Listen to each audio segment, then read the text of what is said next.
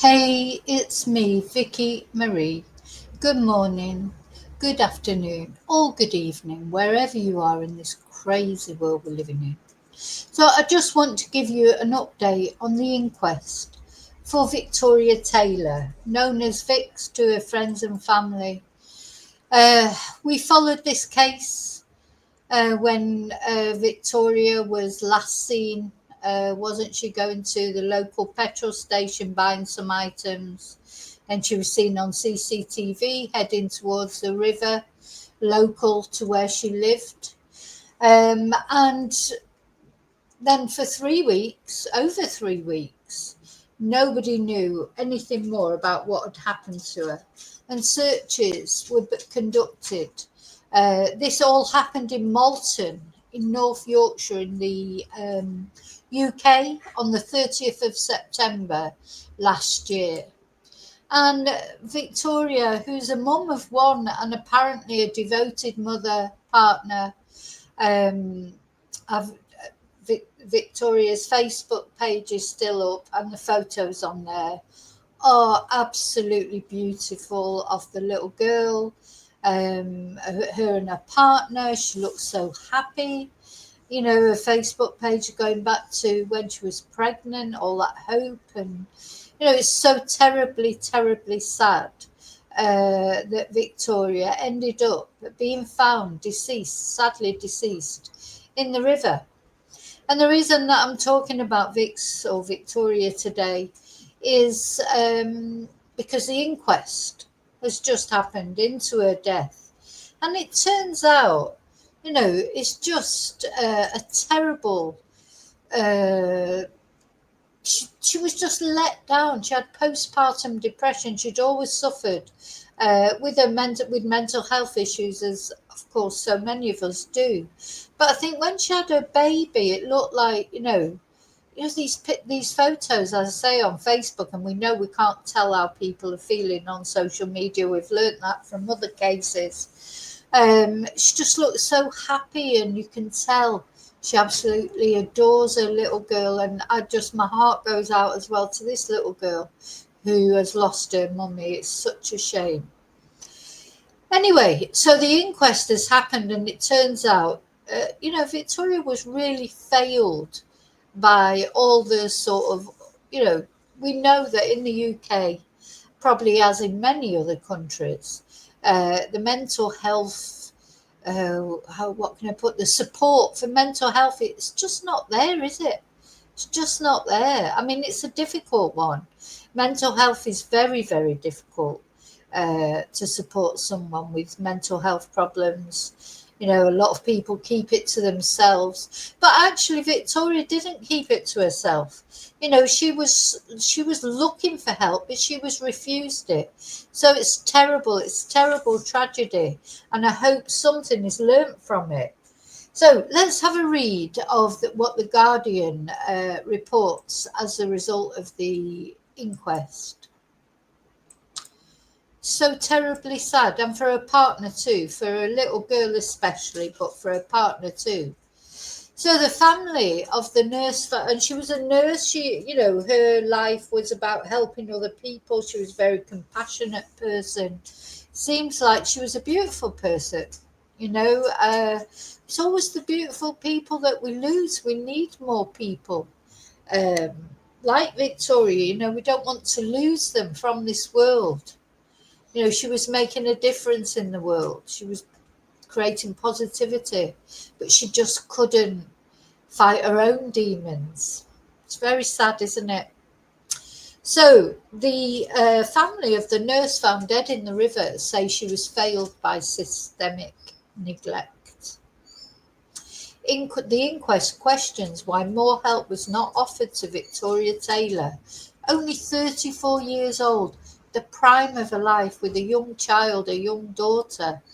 The trouble is when people get depressed and get these suicidal ideations, they think they're worthless, don't they? And that their loved ones would be better off without them. Anyway, apparently her mental health deteriorated. Her sister said she was a devoted mother, a loving fiancée, and a fiercely loyal sister. So the family of a nurse whose body was found in a river after a 3-week search have said she was failed by systemic neglect and under-resourcing in mental health services. Victoria Taylor, 34, was described at an inquest as a devoted mother, a loving fiancée, and a fiercely loyal sister. She went missing from her home in Malton, North Yorkshire on the 30th of September last year. Now, my regular chatters, do you remember this? We covered it, didn't we, right from the beginning?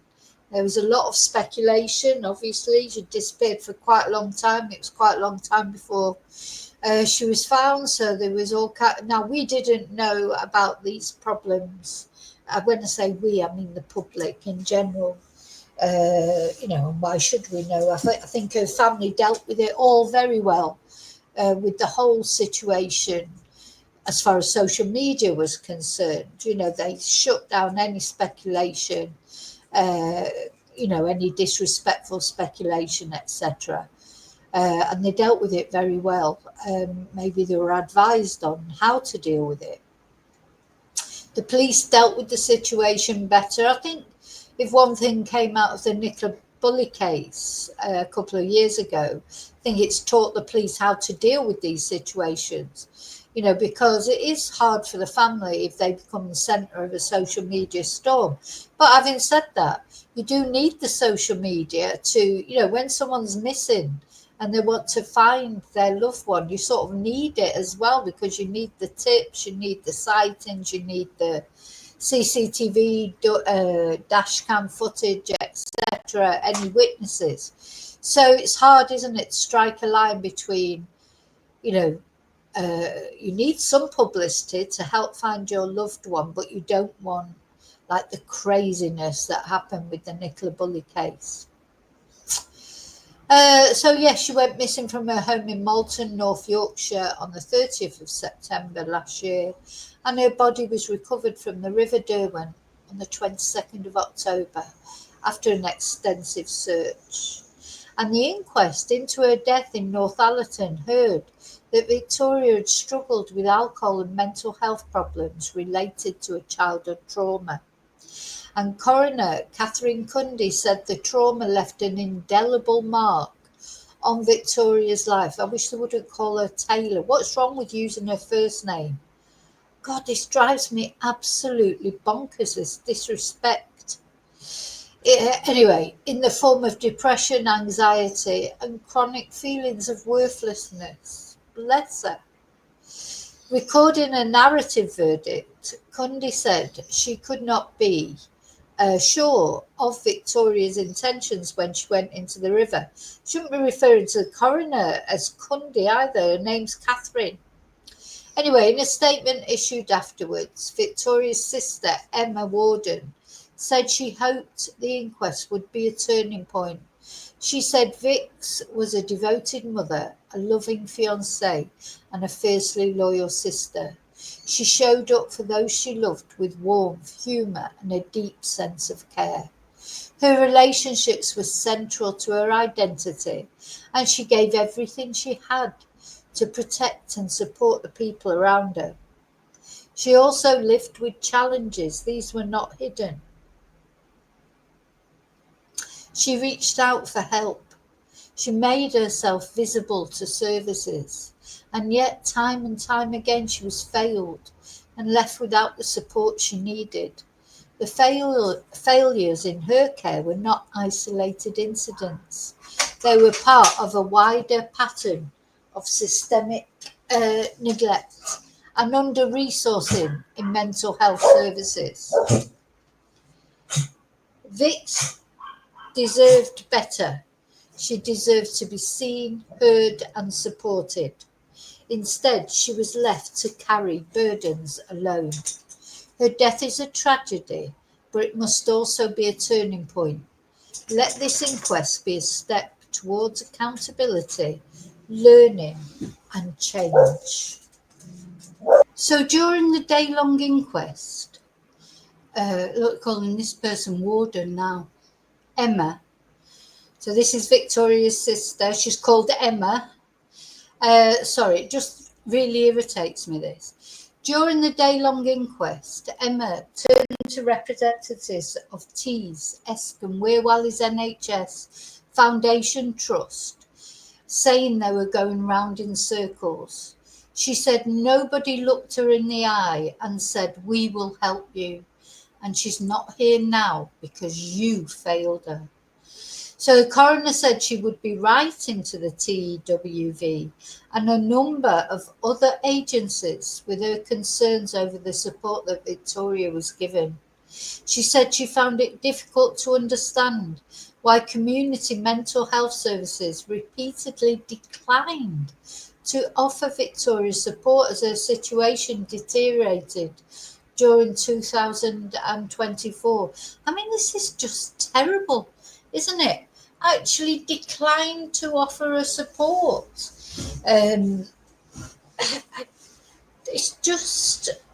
It's beyond belief, isn't it? A young mum with this little girl now has been left motherless. And I know it's Victoria's actions, but Victoria reached out for help and she was refused it. So Emma said she believed this was partly because Victoria was treated as an alcoholic when she was not dependent on alcohol, instead being someone who binged on wine when her emotions relating to her traumatic past overwhelmed her. So yeah, that's a difficult one, isn't it? Because yes, she obviously at times drank. I think she had been drinking the night before this happened. I think she stopped off at the petrol station probably to buy some alcohol. But the thing is, it's not, if somebody uses alcohol as a mask or a prop, for the problems that they're experiencing, but she still was going to work and holding down her job and looking after her child. So I suppose sometimes we use this expression functioning alcoholic. It brings in all these questions of what is an alcoholic. I've met many people in my long lifetime who are reliant on alcohol one way or another. I suppose, we all have our props, don't they? It could be smoking, it could be drugs, or it could be alcohol. But some people get totally lost in the alcohol, don't they, where they lose everything because of it. Some addictions affect people like that. And other people continue their daily life. It seems like everything's, okay, they can get up, they can go to work, they can function, etc. But they're relying on alcohol. So maybe that's the difference. Is alcohol reliant and an alcoholic? But anyway, her sister Emma says she believes this is because she was treated as an alcoholic, but she was not dependent on alcohol. Elspeth Devaney, the Group Director for Nursing and Quality at TWV, said, "Our thoughts and deepest condolences are with Victoria's family and friends during this incredibly difficult time. Following Victoria's tragic death, we completed a review and have made changes to improve our services. We will respond to the coroner's report and take action to continue to improve and provide high quality care to the people in our communities." And then, of course, it goes on to give information about the Samaritans, etc., helplines in the UK, the US, and Australia. Now it's a very difficult subject, of course. People don't like to talk about it when, and it's, as being a survivor of self-deletion, if you like, knowing someone very close who took their own life, and knowing many other people, who have done it as well, that maybe I wasn't so close to, but they were close to friends of mine, etc. Sometimes, I don't know if somebody it's almost like an obsession that grows in someone's head, isn't it? And sometimes I wonder if you can stop someone from doing it. But maybe if you can, sometimes you can stop someone in that moment, but will they go on to do it at a later time? It's such a difficult subject. And just to say is that the Samaritans are an organisation that do help, because people can phone the Samaritans to talk. But always be aware that the Samaritans are not there to prevent someone from taking their own life. That's not what they do. They are there to listen to someone, not judge them. And if the person decides to go on and take their own life, the Samaritans are not there to stop them. They won't do anything to stop them. That is not their, what's the word? That is not what they're there for. They're not there in that sense. They're there to listen to people, offer them. They're not supposed to actually judge them in any way or even offer suggestions. The whole point of the Samaritans helpline, and there are a lot of Samaritans branches, you can actually even go in and talk to people. You can email them, there'll be all sorts of ways you can contact them.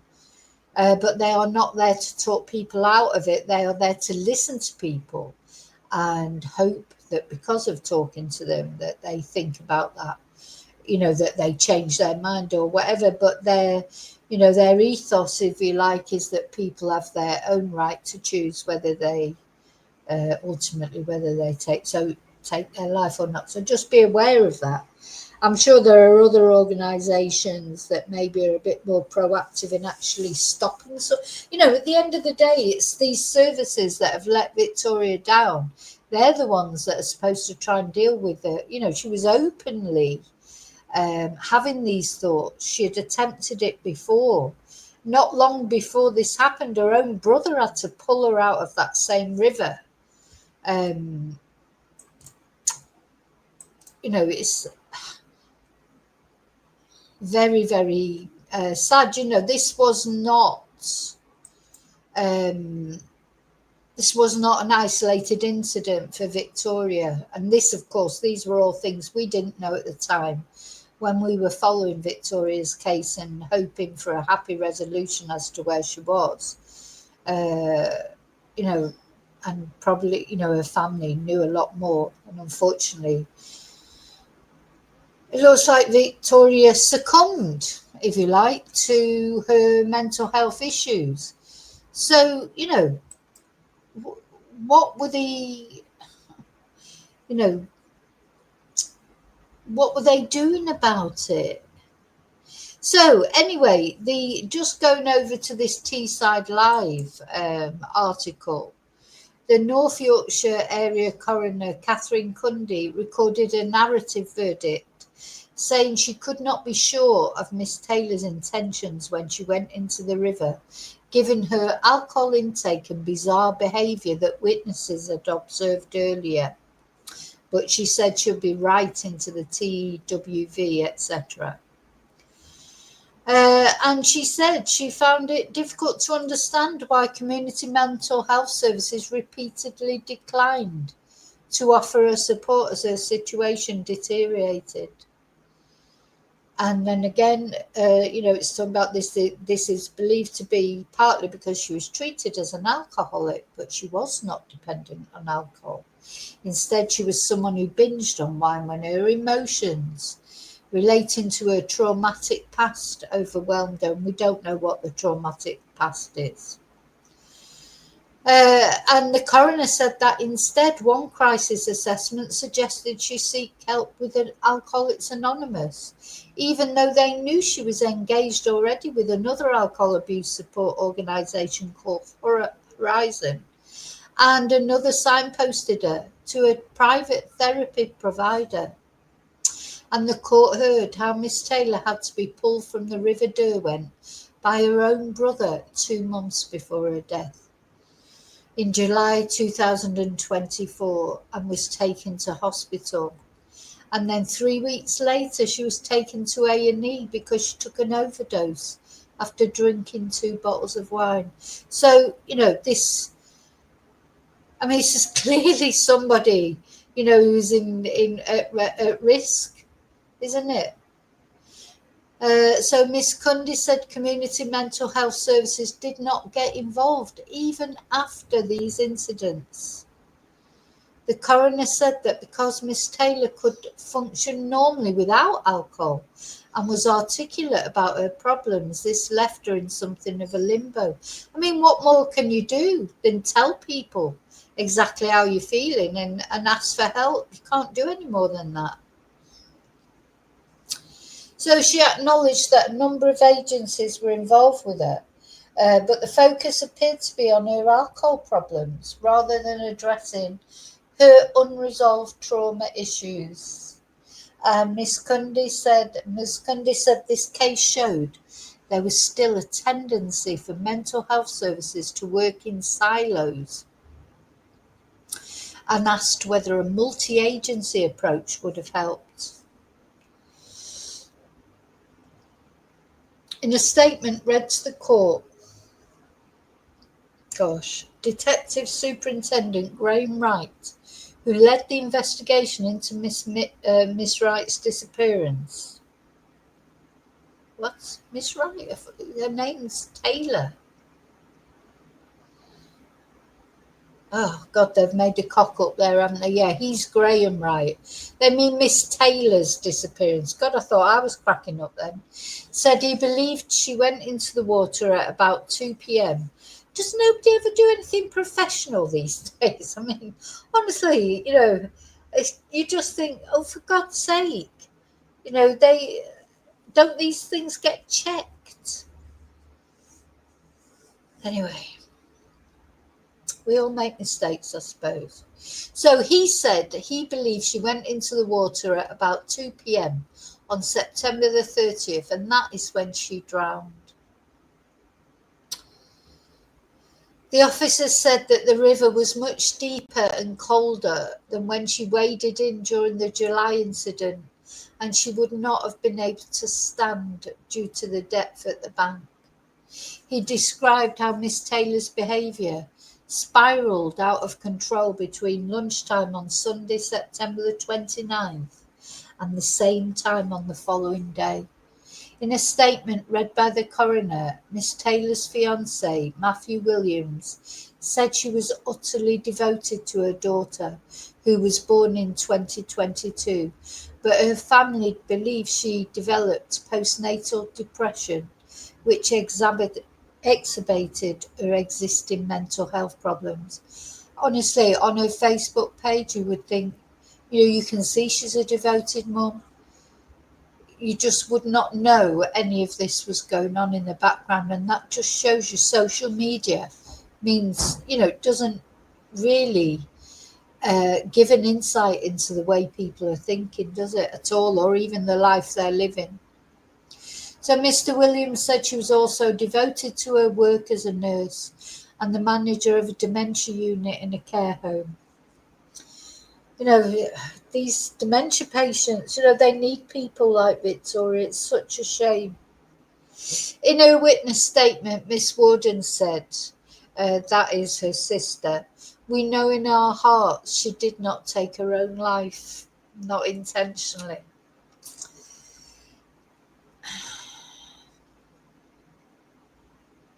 Elspeth Devaney, Group Director for Nursing and Quality at TEWV, said, our thoughts and deepest condolences are with Victoria's family and friends during this incredibly difficult time. And I read this out earlier, didn't I? Following Victoria's tragic death, we completed a review and we've made changes to improve our services.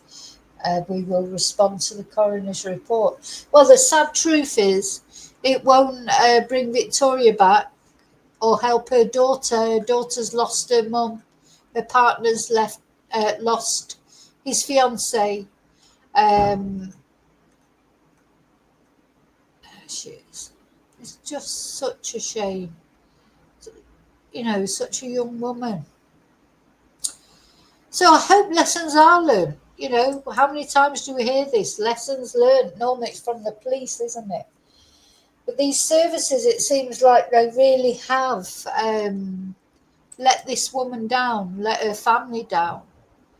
And I hope that if nothing else, at least maybe the lessons that they do learn from this, that they really do learn them. And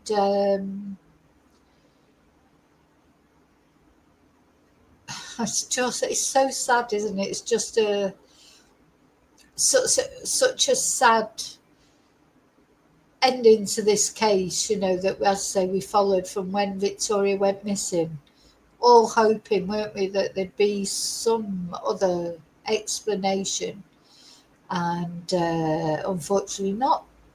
She was finally found in the river a few weeks later. So very sad. I'm going to put up the virtual candle for Victoria, and a really heartfelt prayers for her family, especially her daughter. Okay, so thank you. I'm going to finish now. Thank you for caring about Victoria. I'll see you really soon. Oh, I just want to say, Victoria did go for help. But, don't take no for an answer, I suppose. That's something, when you go to a professional, or either for your mental health or about your family, it's so difficult, especially when they're an adult.